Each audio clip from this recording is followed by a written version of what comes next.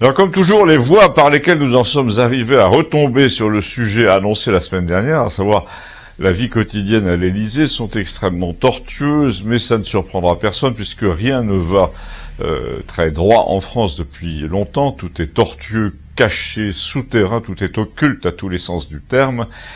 Et pourtant, nous avons parlé d'aviation au début à cause de Frédéric qui reprenait la licence de pilote privé qu'il avait perdu et qui se soumettait à quelques leçons et qui nous a donc lancé là-dessus. Gustave a eu la gentillesse de citer mon exemple comme obsédé du vol et de dire que j'avais écrit il y a assez longtemps le roman des dernières années de Léonard de Vinci, un livre qui a été assez bien reçu et qui tournait beaucoup autour de ça, le vol. Gustave, toujours obsédé par les livres, avait très bien lu le mien puisqu'il a expliqué le contenu au présent.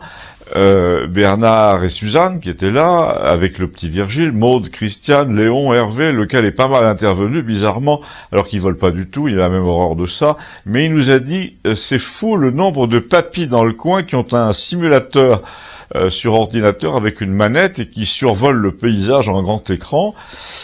Et je passe mon temps à intervenir chez eux pour réparer leurs trucs. Et Christiane a dit, ça devrait vous interpeller. On a demandé quoi ? Le nombre de gens qui n'ont pas envie de passer au réel, ni une vraie licence, mais qui survolent les paysages dans leur chambre. Gustave a dit aux gens qui étaient là, et principalement à l'abonné au monde, qu'il voulait heurter comme toujours. Dans le livre, là, notre ami explique que Léonard de Vinci a en fait tué quelqu'un avec l'une de ses machines volantes, parce qu'il ne les essayait pas lui-même, en tout cas pas à 50 ans. Or, pour sa dernière tentative, il avait à peu près cet âge-là, c'est ce que m'a expliqué notre hôte, tentative annoncée dans son journal, de Léonard, donc pour le lendemain, sur une montagne près de Florence. Il dit clairement, le monde sera rempli de ma gloire demain matin parce que mon grand oiseau va prendre son envol, et puis cette tentative ne fait ensuite l'objet d'aucun récit le lendemain ni les jours suivants, et après cette date, il n'est jamais plus question du grand deltaplane de Léonard, celui qu'il dessinait, qui retouchait sans arrêt. L'abonné au monde, comme toujours, a parlé de mes sources, il a dit que tout devait être pris avec des pincettes avec moi, parce qu'on connaissait bien les romanciers, etc. J'ai dit que j'avais rien inventé, si les circonstances autour de ça, et je les ai racontées en quelques phrases à mes amis en tant qu'ancien pratiquant du delta à moi-même. Donc après 50 ans, Léonard n'a certainement pas en effet mis sur ses épaules son engin en bois et toile qui à l'époque devait peser 50 kilos et davantage. En plus, lui-même mesurait presque 2 mètres et pesait sans doute plus de 100. Donc c'est certainement un jeune, plus léger, un apprenti sans doute de petite taille, plus musclé que lui, qui a soulevé le truc, harnaché comme il fallait, mais impossible de faire décoller un poids pareil en courant, donc il a fallu probablement profiter d'un vent de face qui porte la voilure de cette machine lourdingue.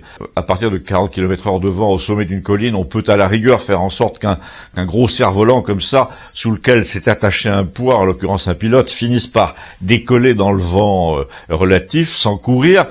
Mais, ai-je expliqué à Christiane, il y a le phénomène extrêmement risqué du retour à la pente. Dans un premier temps, tu plonges dans le vent, tu prends ta portance, dans un deuxième, la portance te retourne, tu cabres trop, tu pars en virage sur le côté à 15-20 mètres du sommet de la montagne, et là, piqué vers le rocher, et mort du pilote presque inévitablement. Et j'ai dit, à mon avis, c'est ce qui s'est passé, ce qui explique une grande partie de l'impopularité à Florence de Léonard après cette période. Les amis de ce jeune homme sacrifié ont probablement raconté l'affaire. Léonard s'est écarté de Florence. Il a essayé de se vendre un peu partout à tout le monde.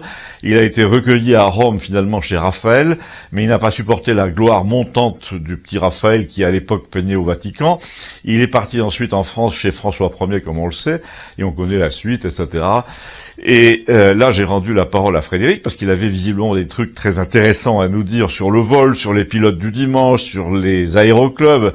Et il a protesté en disant non, c'est Christiane qui a des trucs à raconter comme psychiatre. Moi, je me contente de payer genre 150 € de l'heure de vol pour remarquer que c'est quand même un club de plus en plus fermé puisque les tarifs sont dissuasifs. Mais justement, ça permet de voir que ça recoupe d'autres clubs de pensée, de comportement et qu'on peut appeler des censitaires. En gros, il faut avoir du fric pour en faire partie.